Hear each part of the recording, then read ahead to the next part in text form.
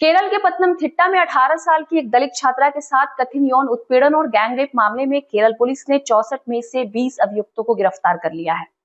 इस मामले में जिन लोगों पर आरोप लगे हैं उनमें छात्रा के पड़ोसी, उनके पिता के दोस्त, स्पोर्ट्स कोच और अन्य लोग भी शामिल हैं। इनमें 2 अभियुक्त 17 साल के नाबालिग हैं, जबकि अन्य अभियुक्त 19 से 47 साल की उम्र के हैं। अभी तक इस मामले में 8 एफआईआर दर्ज हुए हैं। ये शिकायतें 2 पुलिस स्टेशन में दर्ज हुई है। पत्तनमथिट्टा जिले के deputy SP Nand Kumar S ने बताया है कि SC/ST एक्ट और पोक्सो के तहत भी मामले दर्ज किए गए हैं, क्योंकि ये अपराध पिछले 5 सालों में हुआ है और उस वक्त पीड़िता नाबालिग थी। पुलिस अधिकारी ने बताया है कि इस बीच गैंगरेप की 3 घटनाएं हुई हैं। इस मामले में पीड़ित के पड़ोसी और बचपन के दोस्त को पहला अभियुक्त बनाया गया है।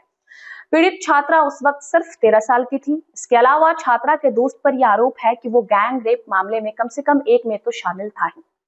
पत्तनमथिट्टा जिला क्राइम ब्रांच के मीडिया सेल के सचिव एम ने कहा है कि पहले अभियुक्त के फोन में यौन उत्पीड़न के सबूत हैं, जिसका इस्तेमाल वो छात्रा को ब्लैकमेल करने, उसका यौन शोषण करने और छात्रा को अपने दोस्तों के पास लेकर जाने के लिए किया करता था।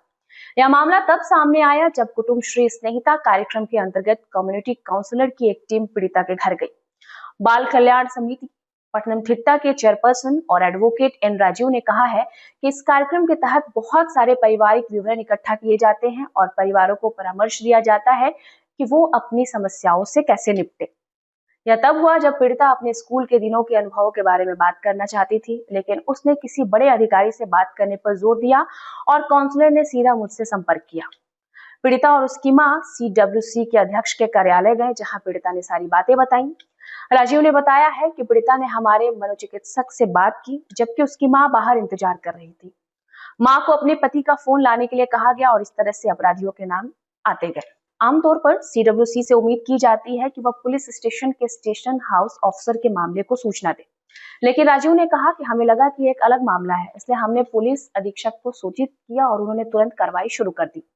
इस बीच राष्ट्रीय महिला आयोग ने इस मामले में राज्य सरकार से 3 दिनों में रिपोर्ट मांगी है।